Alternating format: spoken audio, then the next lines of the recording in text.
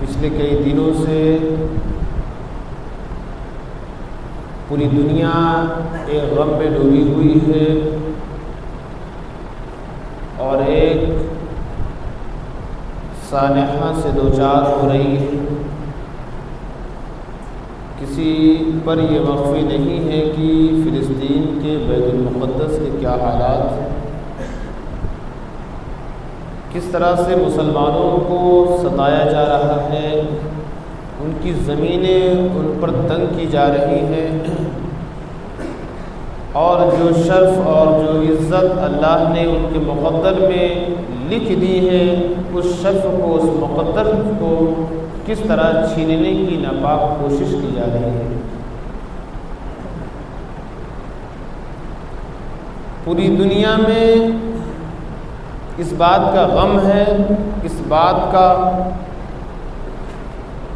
درد ہے کہ مسلمانوں کو وہاں پر ستایا جا رہا ہے، مظلوموں کو ظلم کی جس زنجیر میں باندھا گیا ہے اور جس طرح پر ان پر اتیاچار کیا جا رہا ہے، یہ کسی انسان پر، کسی بھی مذہب کے ماننے والوں پر کرنا اور اس طرح کے ظلم کا شکار بنانا جائز نہیں۔ کیا وجہ ہے کہ آج فلسطین میں مسلمان ایک حصے میں، ایک خطے میں اگر کہیں تکلیف دی جا رہی ہے تو پوری دنیا جو ہے اہل ایمان کے قلوب میں یہ درد کیوں ابھر رہا ہے؟ آخر کوئی نہ کوئی کنیکشن ہوگا، کوئی نہ کوئی رابطہ ہوگا، کوئی نقطہ ہوگا جس بنا پر ہر بندے مومن کا دل اس کے لیے بے قرار ہو رہا ہے۔ دنیا میں بہت ساری جگہ مارے جا رہے انسانوں کے مارنے کا غم الگ ہوتا ہے، ایک مومن کی ستانے اور بیت المقدس پر جو حملے ہو رہے ہیں، اس کی جو چاہت اور جو لگن اور اس کی جو بے قراری، اس کے لیے حسرت جو بندے مومن کے دل میں ہے، وہ اور مقامات پر دیکھی نہیں جا سکتی۔ اس کی وجہ یہ ہے کہ یہ صرف فلسطینیوں کا، یروشلم والوں کا کی مسجد نہیں ہے، یہ زمین صرف ان کی زمین نہیں ہے، اس زمین سے رشتہ اہل ایمان کا رشتہ ہے، ہر مسلمان کا رشتہ ہے، ہر مومن کا رشتہ ہے۔ یہ ایک حصہ فلسطین میں آباد ہے، زمین یہ فلسطین کی ہے، لیکن اس زمین کی وقار، اہمیت، افضلیت اور اشرفیت جو ہے دنیا بھر کے مسلمانوں کے دلوں میں بیٹھی ہوئی ہے۔ اب آپ بتائیں، جسے اللہ نے قرآن میں بیان فرمایا ہے، سبحان الذی اسریٰ بعبدہ لیلا من المسجد الحرام الی المسجد الاقصی، پاک ہے وہ ذات جس نے اپنے بندے کو لے گئی راتوں رات مسجد حرام سے مسجد اقصی تک۔ حضور پاک صلی اللہ علیہ وسلم کو جو معراج ہوئی، میرے آقا اس دنیا سے اللہ کی ملاقات کے لیے، معراج کے لیے فرش سے عرش کی طرف گئے، زمین سے آسمان کی طرف گئے، آسمانوں کی حدوں کو پار کر دیا، مکان کی ساری منزلوں کو عبور کر لیا، لامکاں کے سطح پر پہنچ گئے جہاں پر مخلوقیت کا وجود نہیں تھا، رب کی تجلیات کا صرف جو ظہور تھا، رب کی تجلی تھی۔ اس رب کی تجلی اور رب کی ذات کا دیدار جو میرے آقا نے کیا، اس سفر کے آغاز کا ایک حصہ کیا ہے؟ مسجد اقصی ہے۔ اب آپ بتائیں، اتنی اہمیت اور افادیت اور افضلیت کا حامل ہے مسجد اقصی اور بیت المقدس کہ میرے نبی صلی اللہ علیہ وسلم کو معراج اس جگہ سے ہوئی ہے، اس جگہ سے آپ کے سفر کا آغاز ہوا ہے۔ کیا آپ کا دل اسے چھوڑنے کے لیے تیار ہو جائے گا؟ اسے ڈھاتا ہوا، مٹتا ہوا، نست و نابود ہوتا ہوا، تہس نہس ہوتا ہوا، برباد ہوتا ہوا، صفحہ ہستی سے مٹتا ہوا بندے مومن کا دل اسے دیکھ نہیں سکتا، بندے مومن کا قلب جو ہے اسے برداشت نہیں کر سکتا۔ اور یہ بیت المقدس آج کا بنایا ہوا، اللہ نے حضرت اسماعیل سے مکے کو آباد فرمایا، اور آپ کے بیٹے اسحاق یا آپ کے پوتے یعقوب علیہ السلام سے اللہ رب العزت نے فلسطین کو آباد فرمایا، بیت المقدس کو آباد فرمایا، اور یہ شرف اور بزرگی صرف حضرت یعقوب علیہ السلام، حضرت اسحاق علیہ السلام سے صرف حاصل نہیں ہے، بلکہ اس سرزمین کو اہمیت اور افادیت، اور اس سرزمین کو ایسا شرف حاصل ہے کہ اس سرزمین پر ایک دو نبی تشریف نہیں لے آئے۔ حضرت اسماعیل علیہ السلام سے لے کر آقا نعمت صلی اللہ علیہ وسلم تک کوئی نبی تشریف نہیں لایا، کوئی رسول نہیں تشریف لے آیا۔ حضرت اسماعیل کے بعد حضرت ابراہیم کی اولادوں میں حضرت محمد رسول اللہ صلی اللہ علیہ وسلم تشریف لائے، لیکن حضرت اسحاق علیہ السلام کی اولادوں میں حضرت یعقوب آئے، اس کے بعد موسیٰ آئے، ہارون آئے، زکریا آئے، یحییٰ آئے، ایک انبیاء کی فہرست ہے، بے شمار انبیاء تشریف لے آئے۔ وہ کہاں آباد ہوئے؟ اسی فلسطین کی زمین میں آباد ہوئے، اسی فلسطین کی زمین میں ان کا رہنا ہوا، ان کا مسکن ہوا، اور ان کی جائے آرام گاہ بنی ہے۔ یہ فلسطین ایک دو انبیاء کی بعثت اور آمد کی جگہ نہیں ہے، اس فلسطین کو کثرت مولود انبیاء ہونے کا شرف حاصل ہے، اس فلسطین کی زمین کو مدفن انبیاء ہونے کا شرف حاصل ہے، اس سرزمین فلسطین کو تبلیغ گاہ انبیاء ہونے کا شرف حاصل ہے۔ ہزاروں ہزار انبیاء اس زمین پر تشریف لائے اور یہاں پر آباد ہوئے، اور یہاں پر تبلیغ دین حنیف فرمائی، اللہ کی وحدت کی تعلیم فرمائی، اور اس کے بعد اس زمین میں آرام فرما ہوئے۔ اب آپ اس کی شرف اور عظمت کا اندازہ لگائیں۔ اللہ فرماتا ہے سبحان الذی اسریٰ بعبدہ لیلا من المسجد الحرام الی المسجد الاقصی، جو ذات اپنے محبوب کو مسجد حرام سے مسجد اقصی تک لے گئی۔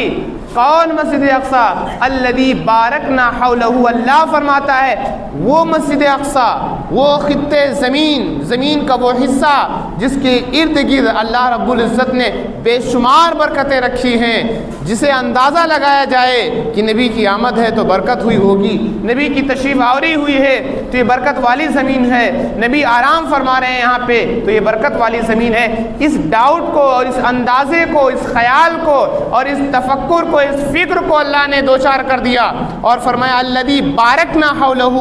یہ مقدس مآب، عزت مآب، شرف مآب زمین ہے، اس کے ارد گرد اللہ نے بے شمار برکتیں رکھی ہیں، بے شمار رحمتیں نازل فرمائی ہیں۔ اور سب سے بڑی بات یہ ہے کہ ایک نبی کی آمد کا ذکر آپ سن رہے ہیں تو دل ماشاءاللہ ہے، دو نبی کی آمد کا ذکر کر رہے ہیں تو آپ کا دل ماشاءاللہ ہے،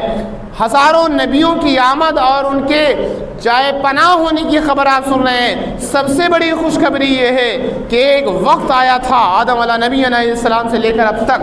ایک ایسا لمحہ آیا تھا جس وقت فلسطین کی زمین پر، فلسطین کے اس خطے ارضی پر اللہ رب العزت نے ایسا لمحہ لوگوں کے لیے میسر کیا تھا کہ اس فلسطین کی زمین پر 1000 نہیں، آدم علیہ نبی علیہ السلام سے لے کر پیغمبر اعظم صلی اللہ علیہ وسلم سارے انبیاء جمع ہو گئے تھے، سارے رسول جمع ہو گئے تھے، سب بصف جو ہے تشریف فرما تھے، اور آقا کریم کی آمد ہوئی، اور میرے آقا نے، تمام نبیوں کے امام نے، تمام رسولوں کے امام نے وہاں امامت فرمائی۔ ایک واحد زمین ایسی ہے جہاں آدم سے لے کر نبی کریم صلی اللہ علیہ وسلم تک سارے نبی جمع ہو گئے، سارے رسول جمع ہو گئے، اپنے امام کے ساتھ جمع ہو گئے، اپنے رسول اعظم کے ساتھ جمع ہو گئے، اور سب کی اقتدا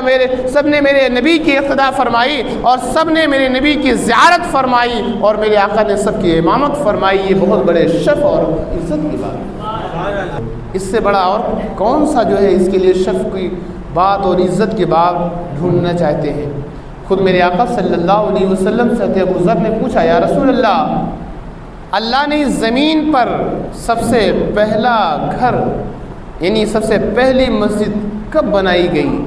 میرے آقا صلی اللہ علیہ وسلم نے فرمایا اس زمین پر سب سے پہلی مسجد جو بنائی گئی وہ مسجد حرام ہے، بیت اللہ شریف ہے، کعبہ شریف ہے۔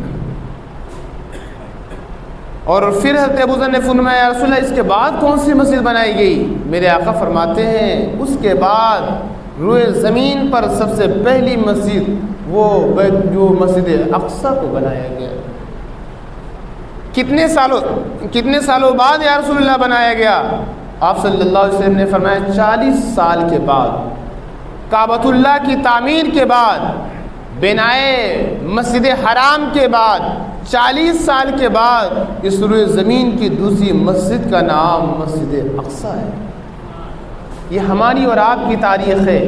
یہ ہماری اور آپ کی نسبت ہے بیت المقدس سے۔ یہ میرے آقا ایک دنیا بھر کے تمام مسلمانوں کو پیغام دینا چاہتے ہیں کہ تمہارے دل جو ہیں وہ بیت المقدس سے معلق ہونے چاہیے، تمہارا وجود کہیں اور ہو، تمہارا جسم زمین کے کسی حصے پہ آباد ہو، تمہاری سجدے، تمہاری پیشانیاں کہیں بھی سجدے کر رہی ہوں، لیکن اسے بھول نہیں جانا کہ مسلمانوں نے سفر معراج کے بعد جب اللہ رب العزت نے ہم اور آپ پر نمازیں فرض فرمائی، میرے آقا معراج سے تحفہ نماز لے کر تشریف لے آئے، تو 1 مہینے 2 مہینے تک نہیں بلکہ روایت کے مطابق 17 مہینوں تک مسلمانوں نے بیت المقدس کی طرف نماز پڑھا ہے، بیت المقدس کی طرف جو ہے